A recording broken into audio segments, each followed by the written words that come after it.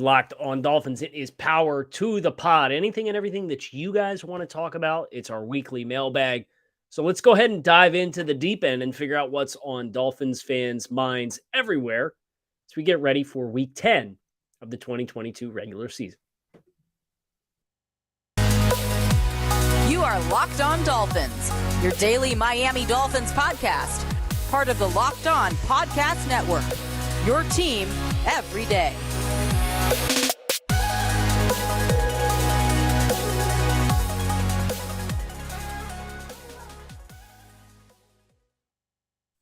What's going on, guys? Kyle Krabs, Locked On Dolphins, your team every day here on the Locked On Network. Today is the Wednesday, November 9th, 2022 edition of the show. Today's episode is brought to you by our friends over at BetOnline. BetOnline has you covered this season with more props, odds, and lines than ever before. BetOnline, where the game starts. If you're unfamiliar with yours truly, welcome to Locked On Dolphins.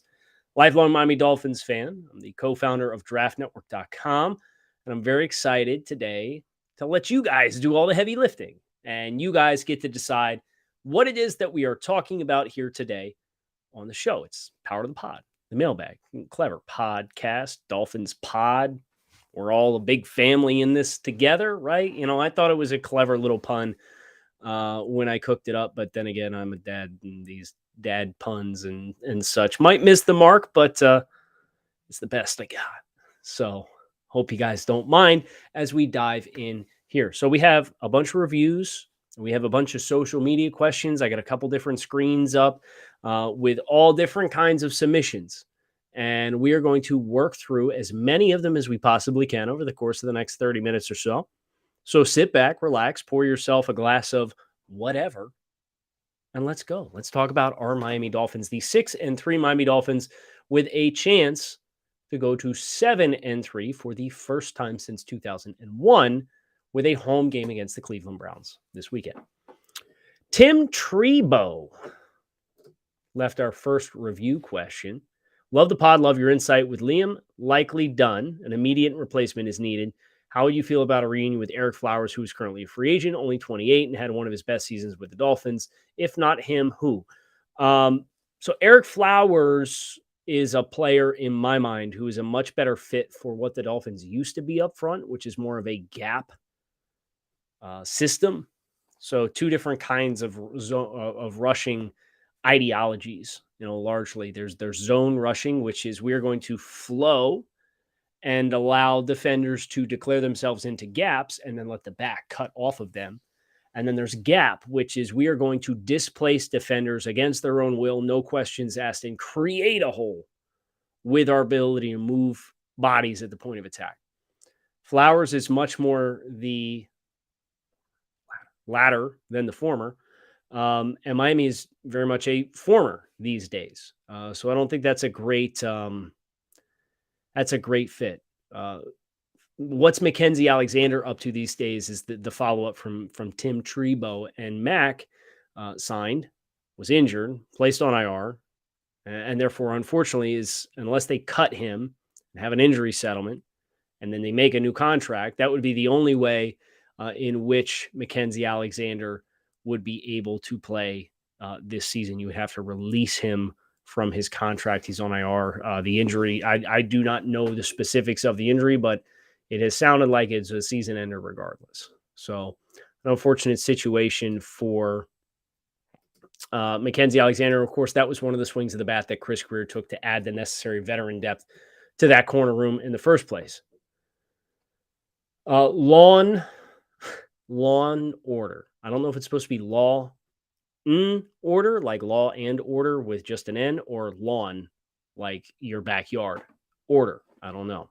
But his or her question, I should say. We need to keep this team intact and use the draft for offensive line and defensive back depth. Maybe another linebacker. I know everyone keeps wanting to trade Gesicki, but he keeps catching touchdowns at the right time. Find a way to pay this man Wilkins and keep this team together for another offseason to grow and get better. Tell me I'm wrong. Parentheses, fourth quarter against the Lions, which I think that catch came like right in the final minute of the third quarter, technically, but I know exactly what you're talking about. At some point, you're going to have a hard time paying everybody, right? It's a great problem to have. Oh no, we have too many good players. We can't pay everybody. But if you told me that it was a matter of Mike versus Christian Wilkins, which one are you taking? I'm taking Christian 10 times out of 10. If it's a matter of Mike or having the flexibility to retain, I don't know, who's another key player?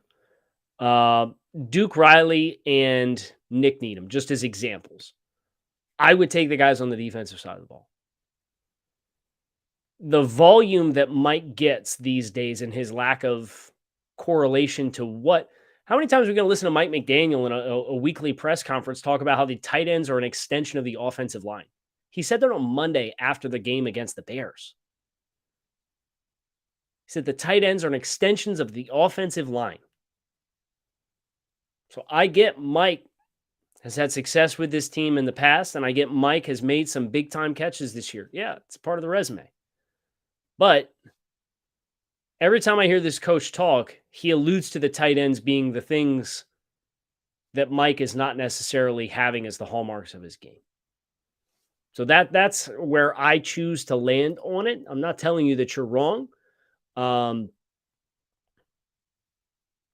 But if you have names on the chopping block and you can't afford to pay everybody because you've accelerated your timeline with the investments that you've made across the rest of the roster and the Bradley Chubb contract, Mike's not going to be a priority name for me personally. And it's not because I don't think he's a good player. I think he is a good player. But I don't think his strengths necessarily align with ideologically what they would like the tight end room to be. MK, Kyle loved the podcast. Can we talk about the absolute dimes Tua was throwing on Sunday? He absolutely carved the Lions defense up with precision passes. I think this is absolutely translatable to this past weekend against Chicago as well. Everybody's going to talk about the last couple throws, right? Like the Durham Smythe throw, the Jalen Waddle double move at the end of the game to ice the game. I hate that those were two of the last throws that we got from Tua because it changed the entire perception of the performance in itself, which was a really, really strong performance yet again from Tua Tagovailoa. And there was a lot of good, a lot of rhythm, a lot of accuracy, a lot of good manipulation of his eyes and his helmet to move defenders. Really stood out to me as areas of continue to stand out to me, I should say, as areas of growth for Tua Tagovailoa. We have a scouting question from chat, but before we get there, I have an analogy for you guys. Imagine your house in football is like the end zone, and you want to have the best defense that you possibly can to protect your loved ones and your turf. Did you know that over the holidays, property crimes like burglaries and package theft spike nationally?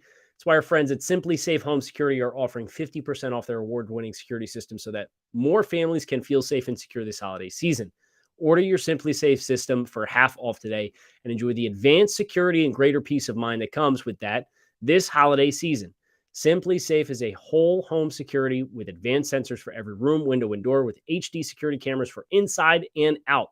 With 24/7 professional monitoring service that costs less than $1 a day, it's less than half the price of ADT's traditional professionally installed system.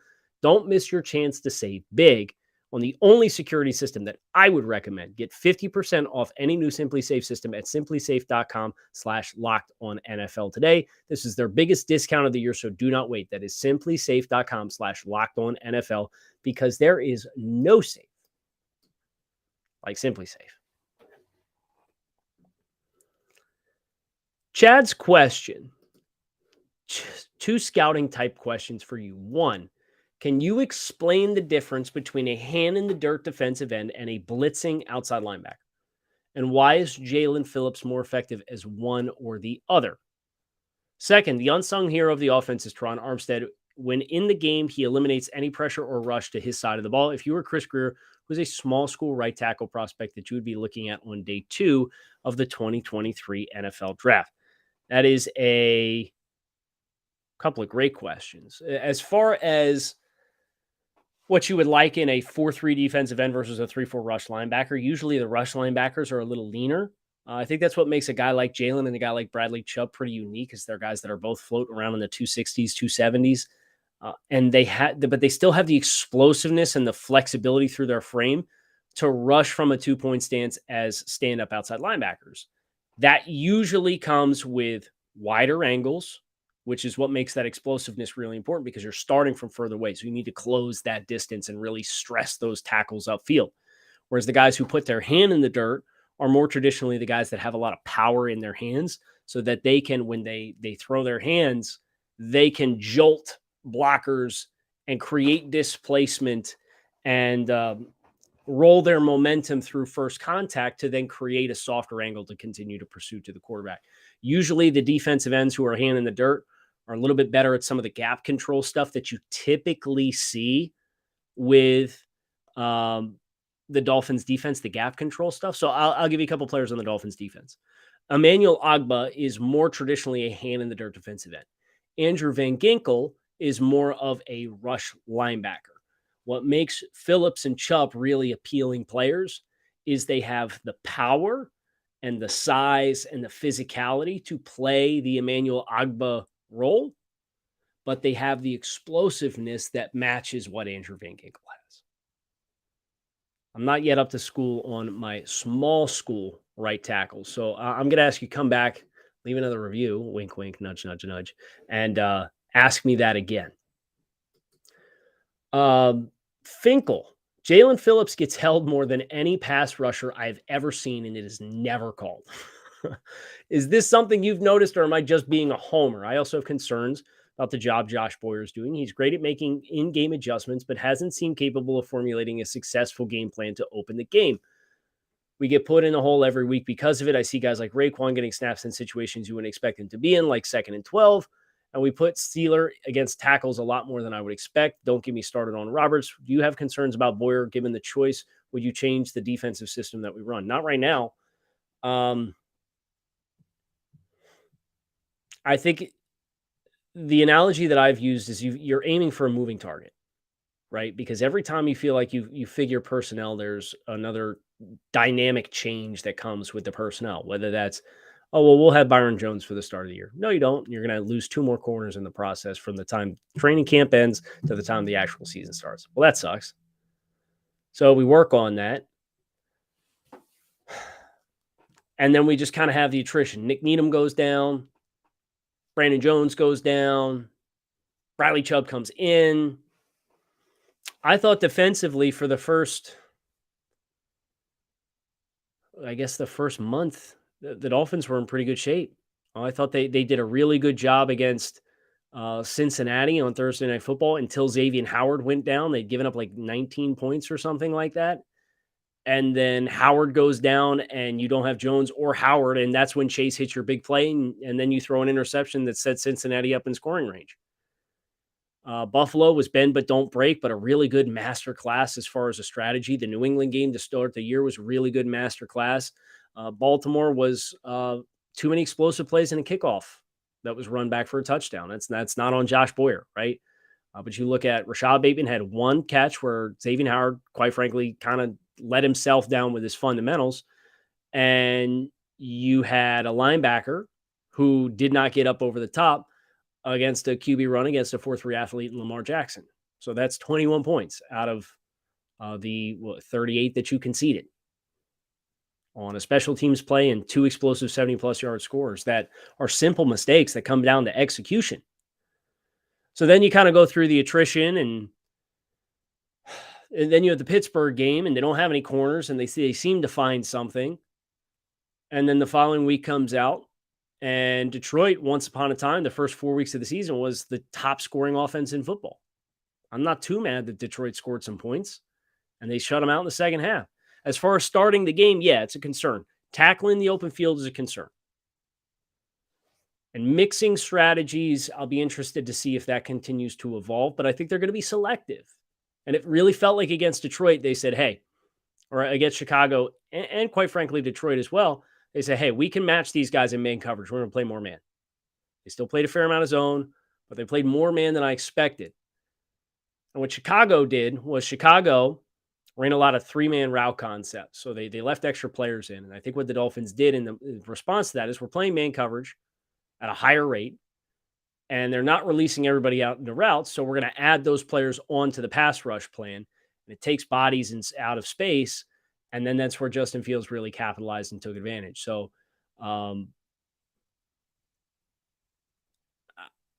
I am sympathetic to the challenges that the Dolphins have received, and I think their issues are more on execution right now and simple little fixes than it is these glaring deficiencies in the midst of what has just been like a constant curve of change and flux on who you have at your disposal. So no, I would not advocate for firing Josh Boyer right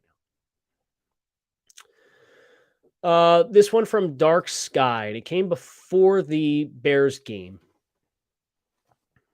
But his question, and I'm actually glad you invoked this name. My first regular season game since the loss to the Panthers in 2017 when Jay Cutler was our quarterback. My question is, with the loss of Roquan Smith, how significant of a loss do you deem that to be for the Bears? If I may shamelessly plug a Dolphins Facebook group that I have set up for Chicago-based fans, it's Fins Fans Chicago, Miami Dolphins. Check us out. A little plug from Skyler. How did Roquan Smith do? And I'll invoke this because I remember Roquan Smith being a name that was attached to the Dolphins as far as Dolphins fans having an interest in the preseason for trading for Roquan Smith. And I would like to say if the going rate of Roquan Smith was potentially costing you the addition of Bradley Chubb, you could trade for one. I would take Bradley Chubb 12 times out of 10 on which one player you could add to this Dolphins defense. Smith certainly hurt the Bears. Jack Sanborn was a player that the Dolphins had a lot of success attacking with their shift in motion and routes crossing over the middle of the field. But I thought the Dolphins really hit their rhythm with how they chose to they gave a little bit more variety versus Detroit. Like they kept running post wheel flat RPO. And Miami probably ran it 5 times against Chicago, but it was not the bludgeoning and death and the same concept that it was against Detroit, just because Detroit refused to change their coverage shell. But I think that's what makes this performance from Tua Tagovailoa a little bit more impressive. Is it wasn't, wow, oh my God, they're going to stay in cover 3 or Tampa 2 again. You got a lot more. You got some more exotic looks. Now, the talent for Chicago is not quite where it needs to be to really be a competitive roster right now defensively. But I thought they gave you more different looks for me to appreciate the performance and the execution. Fantastic. Longtime listener, Byron Jones talking point. I'm starting to think there's more going on behind the scenes than just an injury. I'm wondering if he is unhappy with the way Miami handled Xavier's contract demands to give him more money than Byron. And Byron is using his injury as a way to hold himself out and get out of Miami after this season. I've pretty much given up on seeing him play for the Dolphins this season. Thoughts? Yeah. I have no evidence that would support that this is the case. I know we had a chance to see Byron Jones in the preseason, and it appeared as though there was some significant atrophy in his lower leg for the Achilles injury that he had. And one of the coworkers that I have at Draft Network, Ray, that tore his Achilles over the summertime. And I've seen firsthand what kind of toll that takes on your body. These are finely tuned athletes, and they're like exotic race cars, right? Where everything's got to be tuned right. So I'm sympathetic to Byron's situation. It does suck. I certainly wish he was out here with the team. I wouldn't go so far as to make any assumptions as far as, especially because Byron Jones is like he's somebody you would want in every single locker room across the NFL. His reputation speaks for itself as far as who he is as a leader and somebody in the community, and he brings a lot of good. So I'd be very surprised if he was so upset by Xavier Howard getting a well-deserved raise that he would kind of put his foot in the ground, no pun intended, I guess, and kind of use this as a manipulation tactic in any capacity. I don't think that's necessarily what's going on here. I just think it's an unfortunate set of circumstances that nobody really banked on for the Dolphins. Whether you're looking to pop the question, have a milestone to celebrate, or want to let your love sparkle, Blue Nile can help you make your celebrations even more memorable. As the original online jeweler, Blue Nile offers the largest selection of independently graded diamonds and pieces priced significantly below traditional retailers.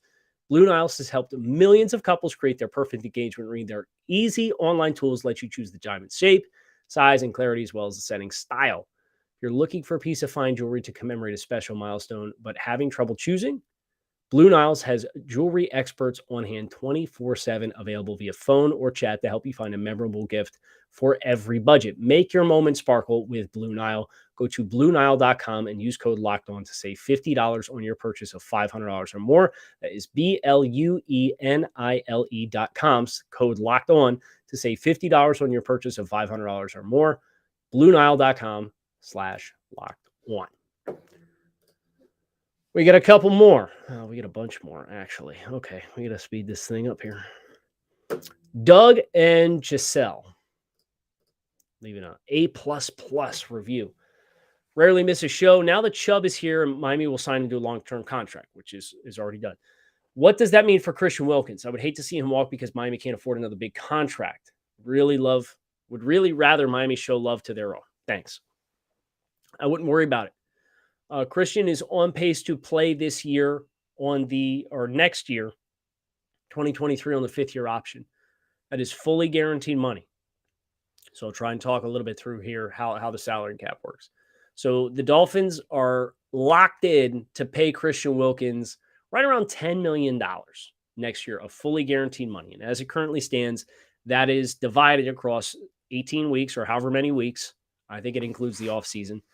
And he received a weekly payment of the portioned out part of the $10 million. And whether he's cut, whether he's traded, he will receive that next year from whatever team he is on.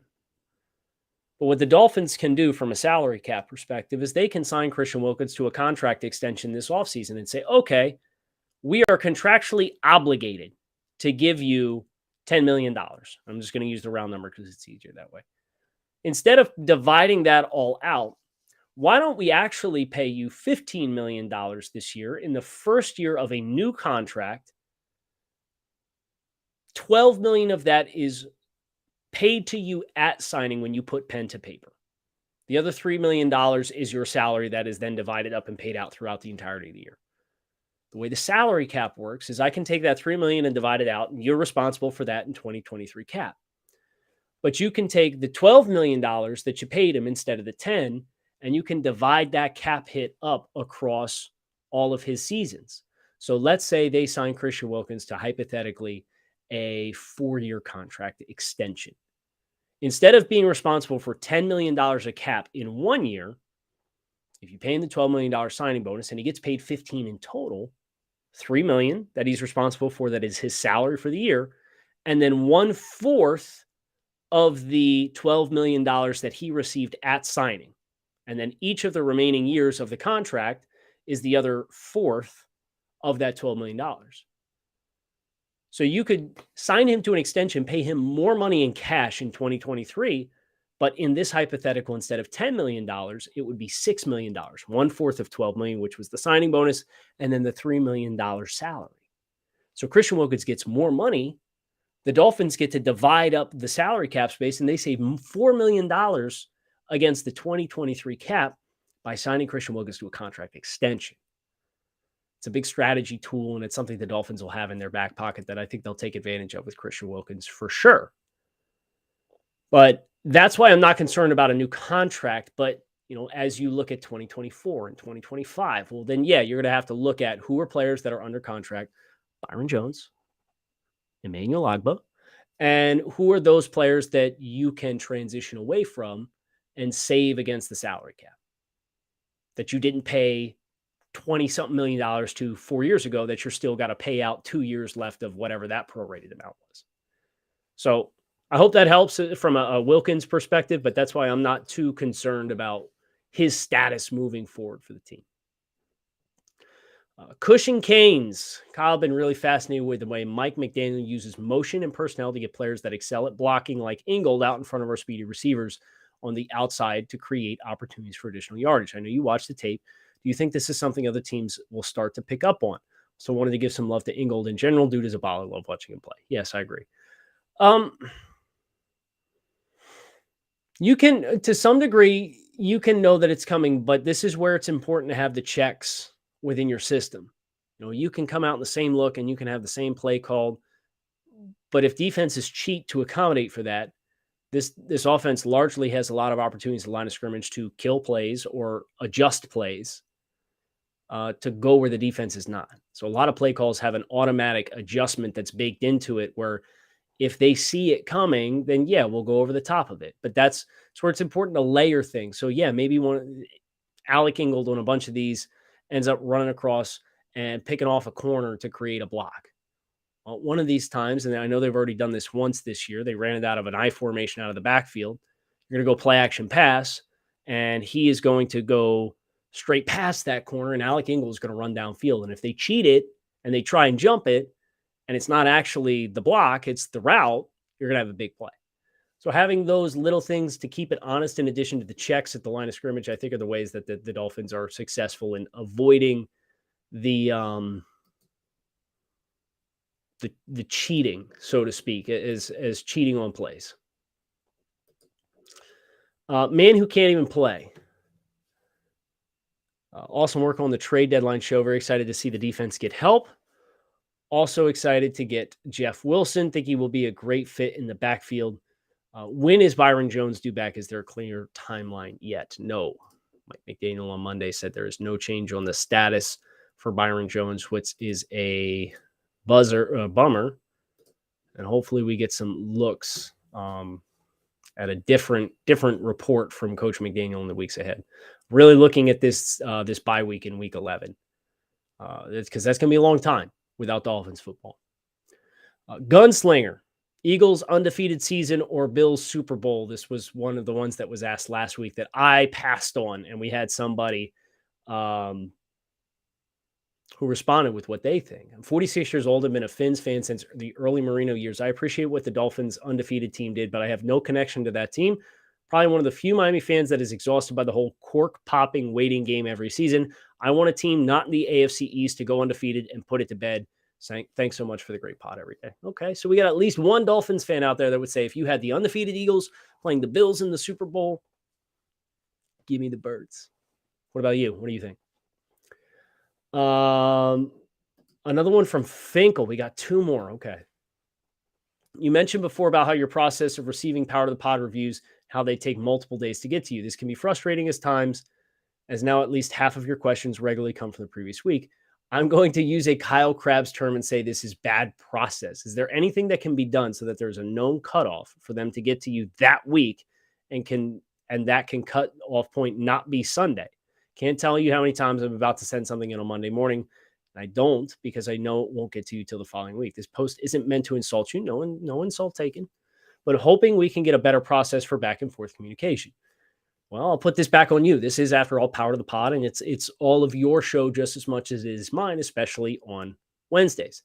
Does anybody in the pod, the Dolphins family here, does anybody know an easy way to collect questions that would allow for a more timely deliverance for more topical talking points? I will say, I'll give you guys credit this week. There was only one that was behind the sticks, so to speak. And the last one comes from Hare Bale. 2020 was an interesting year. What's up, Kyle? I've been rewatching the 2020 season recently, and the off-season, in-season acquisitions are just night and day compared to this year. But let's play the game of who you would want more. Obviously, we got hindsight right now, but still interesting thought experiment. Eric Flowers or Teron Armstead. Matt Breida and Jordan Howard, or Jeff Wilson and Raheem Mostert.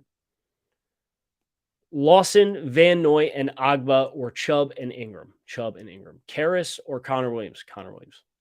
They also have brought in Byron Jones, Elena Robertson, Kamu Grugier-Hill, Clayton Fejedelem, and Kayvon Frazier, but there's no comparative players in 2022, so I'm putting them up against our new Mr. Hill and Mr. Wilson. Poses the questions.